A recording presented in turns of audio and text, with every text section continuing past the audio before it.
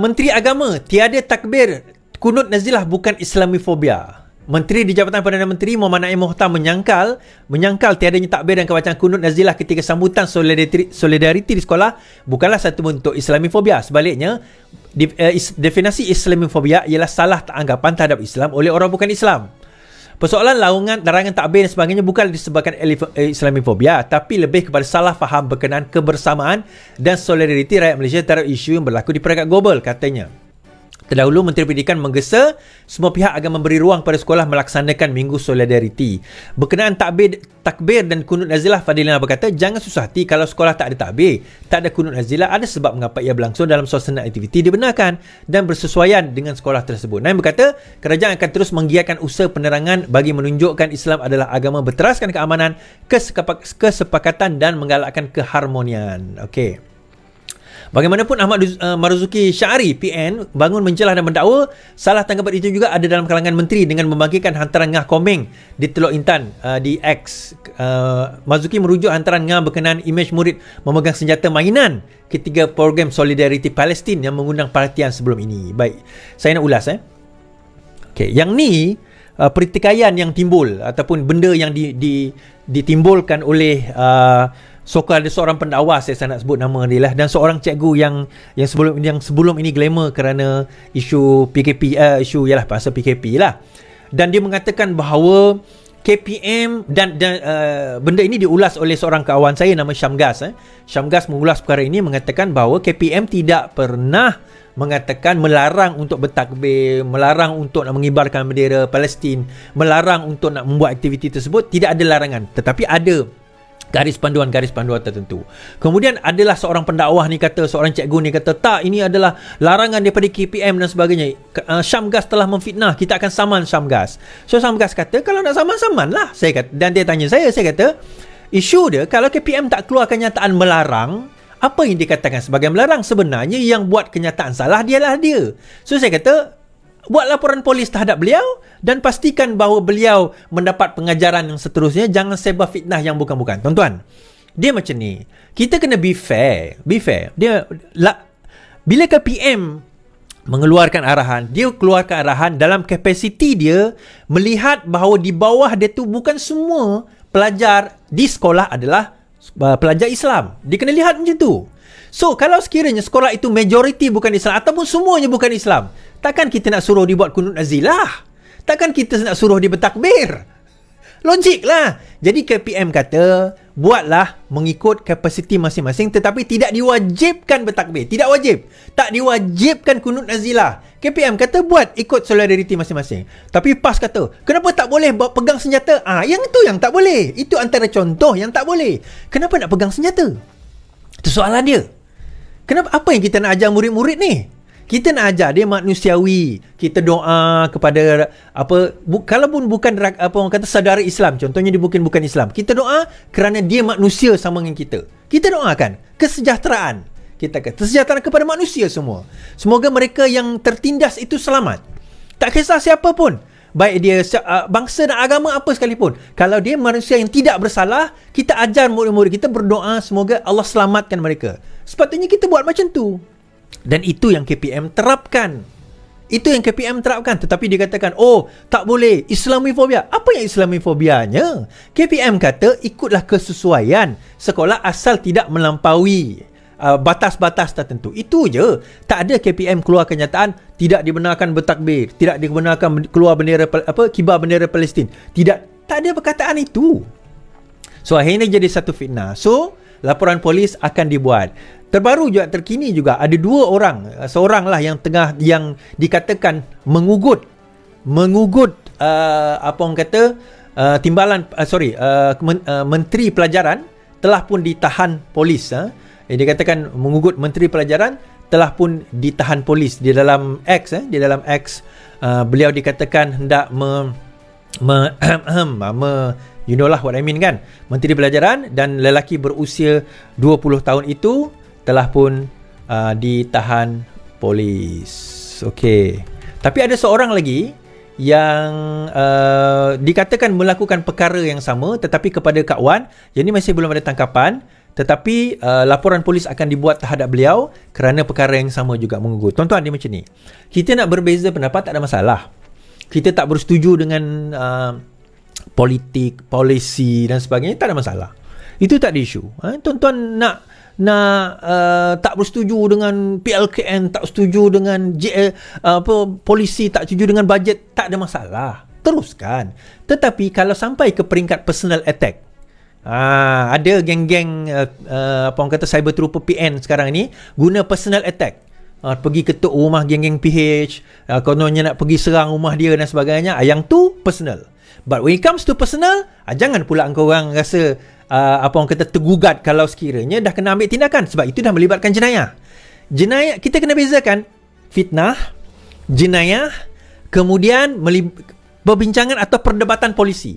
Yang boleh dibenarkan perdebatan polisi. Nak debat-debat, tak ada masalah. Tapi kalau melibatkan fitnah, kalau melibatkan jenayah, yang tu sudah menjadi masalah. Yang tu wajar diambil tindakan. Nanti itu kata akan ada tindakan selepas ini yang saya akan ceritakan sebentar lagi berkenaan dengan perkara-perkara ini. Okey, ada kenyataan daripada pembangkang hari ini. MPPN, Jcom gagal main peranan, patut dibubar. Okey, Jcom gagal main peranan patut dibubar. Awang Soroddin Hashim PN Pendang mencadangkan agar kerajaan membubarkan Jcom kerana menurutnya gagal menjalankan peranannya secara berkesan. Apakah mekanisme mengukur kerjaan Jcom dan sejauh mana ia berkesan menjadi medium mendedahkan ilmu politik kepada beliau? Dulu PhD desak Mansuh Jasa kerana ia akan jadi alat propaganda kerajaan. Sekarang kita iaitu Jcom jadi alat serang pembangkang, katanya. Muhammad Agus yang dilihat gagal memimpin jabatan terbabit dan memberi imej buruk kepada kerajaan. Baik, saya nak ulas benda ni, tuan-tuan. Di peringkat kerajaan, ada di kalangan ahli-ahli PH sendiri yang mengkritik Jcom kerana tak cukup nak pergi menyerang pembangkang. Tetapi pembangkang pula menyatakan bahawa Jcom gagal kerana asyik menyerang pembangkang. Jadi menarik, tuan-tuan.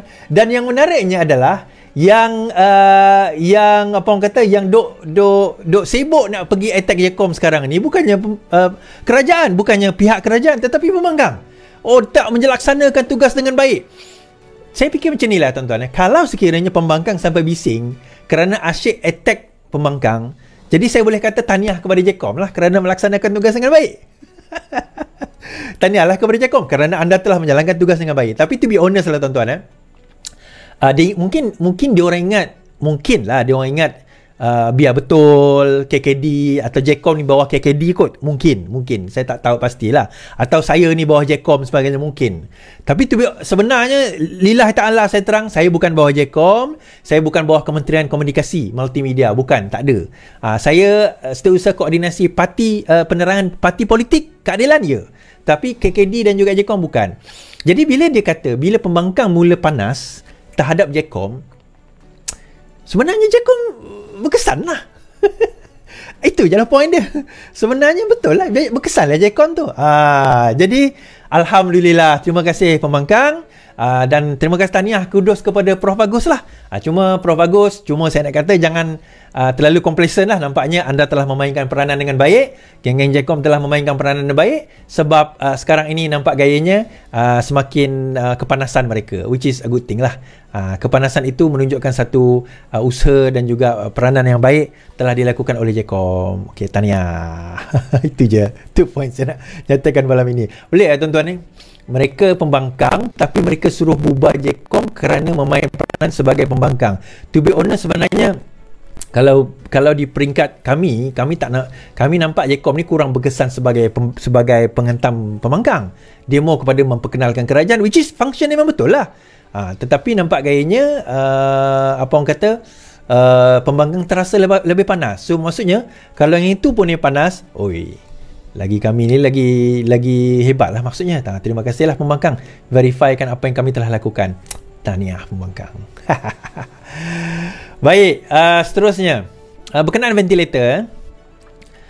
Surat, siapa harus jawab isu beli ventilator rosak? Menurut laporan PAC, 104 daripada 136 unit ventilator yang dibeli oleh Farma Niaga dari China pada tahun 2020 hingga April 2020 telah didapati rosak.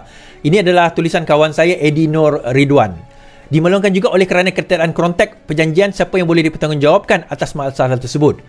Kelab rakan media siasah Madani, Karisma menggesa agar kecelaruan yang berlaku ini ditangani dengan serius kerana ia melibatkan anggaran kerugian berjumlah 13 juta. Karisma berpendapat kelalaian ini juga tidak langsung menggugat prestasi KKM ketika menghadapi COVID-19, membabitkan puluhan ribu kematian. Baik, saya nak ulas sedikit, saya tambah lagi. Kita duk sibuk pasal ventilator ni tuan-tuan, 13 juta. Tapi kita gagal mengetengahkan satu isu 500 juta vaksin yang tak digunakan, yang tiba-tiba dibuang begitu saja. 500 juta tuan-tuan.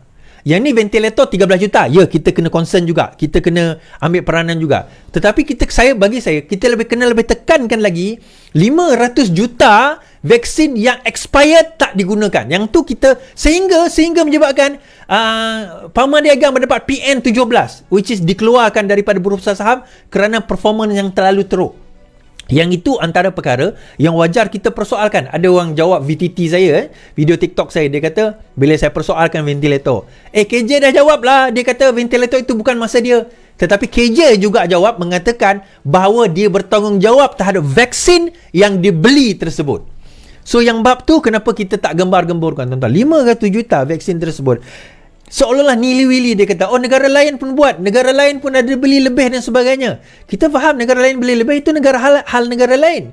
Kita beli dalam keadaan the latest stage, bukan yang baru-baru dulu. Baru-baru dulu itu cerita lain. Yang vaksin yang berlebihan itu dibeli at the latest stage oleh Pharmaniaga. Latest stage oleh Pharmaniaga melibatkan jumlah kos RM500 bilion, tuan-tuan. RM500 bilion. So bukan saya kata ketirisan. Okeylah, kita kata mungkin tak ada ketirisan, tak ada orang ambil, tak ada orang untung. Tetapi itulah masalah dengan ini. Kita tengok ventilator tata kelola. Kalau ventilator 103 boleh tak berfungsi dengan sedemikian rupa, takkan 500 juta tu 500 juta tu pun adalah dimanagekan oleh orang yang sama. So berkemungkinan ada kerosakan, kebocoran tata kelola yang lain yang sebenarnya lagi menyesak dan merosakkan. Yang itu kena sekarang ini, kerana apa orang kata, kerajaan sebelum ini kena bertanggungjawab. Sebab itu juga perkara ini harus diketengahkan dan perkara ini harus dibawa ke muka pengadilan. Bagi saya mudah tuan-tuan, kita kena pastikan bahawa mereka perlu dihadap ke muka, bukanlah pengadilan. Kita kata at least kita buat Royal Commission of Inquiry, RCI. Kita kena persoalkan kenapa, bagaimana, apa keputusan ni buat, bagaimana perkara dibuat. KJ pun dah kata dia bersetuju untuk pergi ke hadapan PAC untuk menjawab apa-apa soalan. So bagi saya, kalau PAC mengadakan inquiry terhadap KJ, kalau tak nak buat pun tak nak buat what do you call that, Royal Commission RCI, Suruhanjaya Diraja, kita buat taklimat itu secara terbuka. Di bawah PAC tu kita live kan juga, macam mana kita tengok live parlimen sekarang ini. Macam saya cadangkan macam tu supaya diadakan sedemikian rupa. Baik, habis kat situ.